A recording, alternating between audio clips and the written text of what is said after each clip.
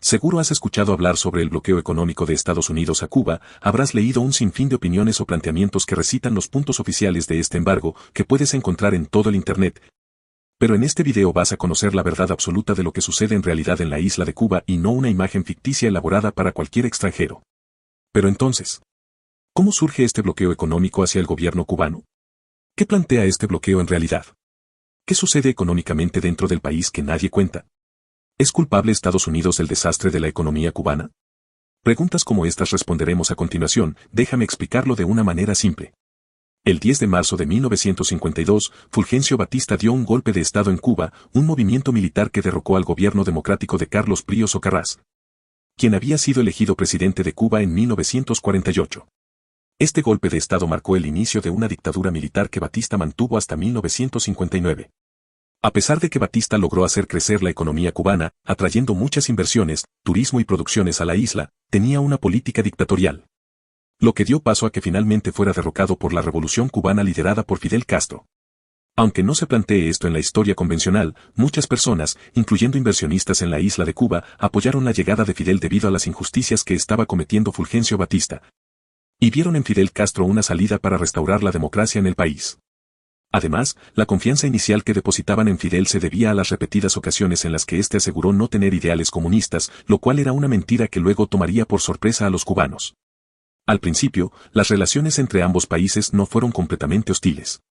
Cuba empezó a implementar una serie de reformas en la economía y la sociedad, y aunque algunas de ellas, como la nacionalización de las empresas, comenzaron a preocupar a los estadounidenses, las tensiones no alcanzaron niveles críticos de inmediato.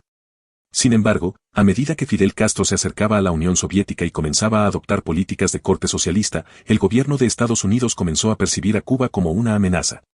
Pero no fue hasta 1960 que los primeros pasos hacia el bloqueo fueron dados. Estados Unidos poseía en la isla de Cuba 3 refinerías con una alta tecnología entre las mejores de Latinoamérica, y Fidel Castro quiso utilizarlas para refinar petróleo ruso. A lo cual Estados Unidos se negó, y Fidel Castro tomó como excusa esta acción para comenzar su plan de nacionalizar todas las empresas privadas de la isla, incluyendo las europeas y hasta las de los mismos cubanos. Por lo tanto, el 6 de julio de 1960, el gobierno cubano anunció la nacionalización de todas las propiedades privadas, lo que fue el detonante para que Washington tomara medidas más drásticas.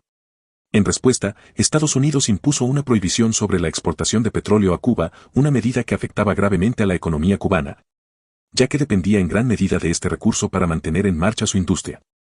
Entonces, Cuba, al verse presionada, se inclinó aún más hacia la URSS, firmando acuerdos comerciales con el bloque soviético, lo que selló aún más el destino de las relaciones entre ambas naciones. Pero las represalias no terminaron allí. El gobierno de Eisenhower aprobó el 3 de enero de 1961 la ruptura formal de relaciones diplomáticas con Cuba, y poco después, Cuba fue incluida en la lista de países patrocinadores del terrorismo. Fue el comienzo de una política de aislamiento que rápidamente se transformó en un embargo económico. Estados Unidos decidió cerrar su mercado a los productos cubanos y prohibir las importaciones desde la isla.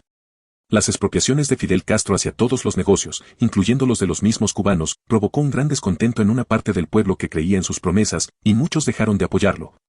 Fidel estaba completamente preparado para cualquier intento de oposición, así que cerró todos los periódicos libres de la isla, colocó un comando de espías para escuchar cualquier llamada telefónica hacia el exterior, para así interceptar a cualquiera que estuviera preparando algo que desafiara su mandato. Este absoluto control provocó una primera oleada de emigración de cubanos con grandes fortunas y profesionales a países como Estados Unidos y España, de los cuales muchos tenían que firmar un documento que establecía que dejaban sus propiedades en la isla al gobierno cubano, para que así estos los dejaran salir del país. Además de que fueron tratados como traidores a un líder al cual no se eligió democráticamente, lo que provocó una división en el pueblo cubano debido a su pensamiento ideológico individual.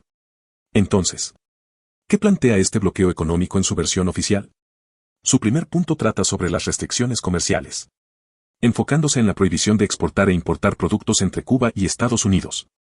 Este punto en la vida real no se cumple exactamente debido a que el pollo representa una gran parte de las importaciones alimentarias cubanas, y según varias fuentes aproximadamente el 86.7% del pollo que consume Cuba proviene de Estados Unidos de América.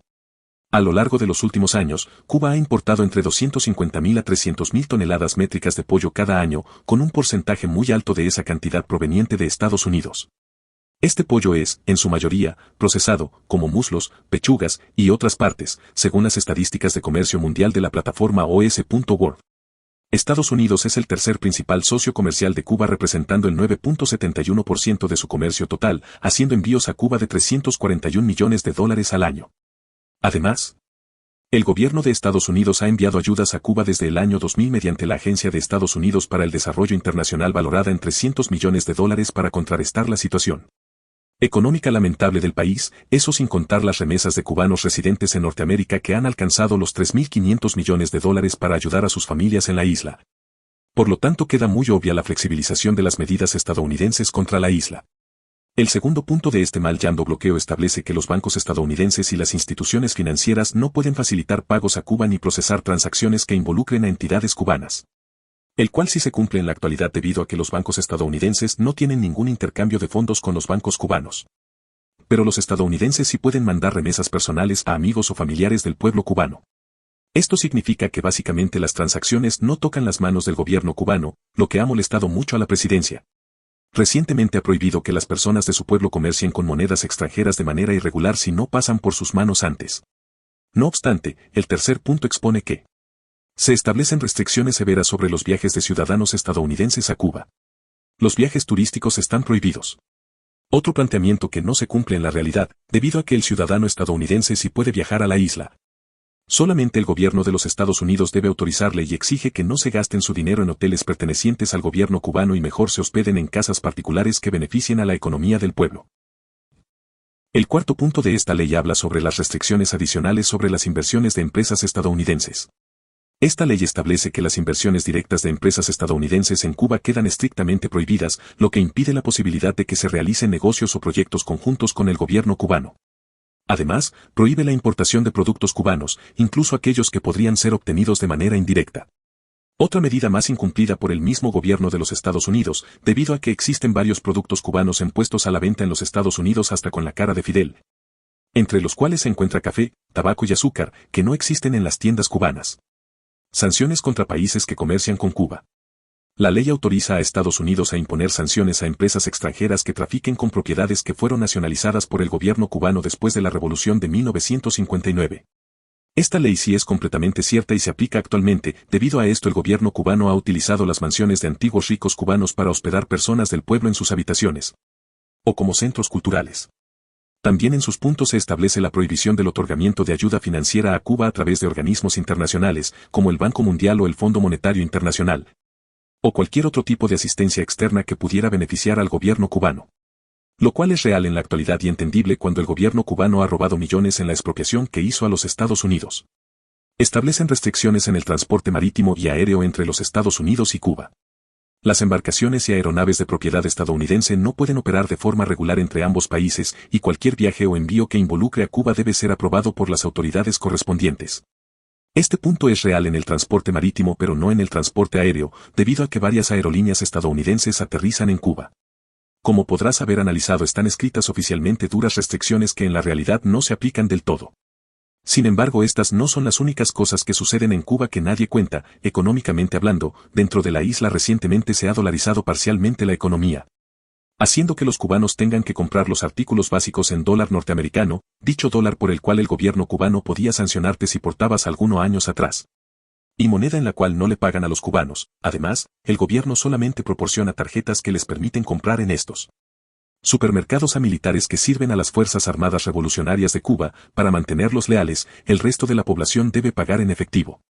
Sin embargo, aunque el gobierno cubano ha promovido un sistema de salud y educación gratuitos para todos, la economía cubana presenta una creciente desigualdad en el acceso a bienes y servicios. Mientras que sectores como el turismo, las remesas y ciertos negocios privados han crecido, los ciudadanos en el sector estatal o en áreas más alejadas del país enfrentan condiciones de vida más difíciles. La escasez de productos básicos, como alimentos, medicinas y productos de higiene, sigue siendo un problema crónico. Y el acceso a estos bienes es mucho más fácil para aquellos que tienen acceso a divisas extranjeras o están involucrados en el sector privado.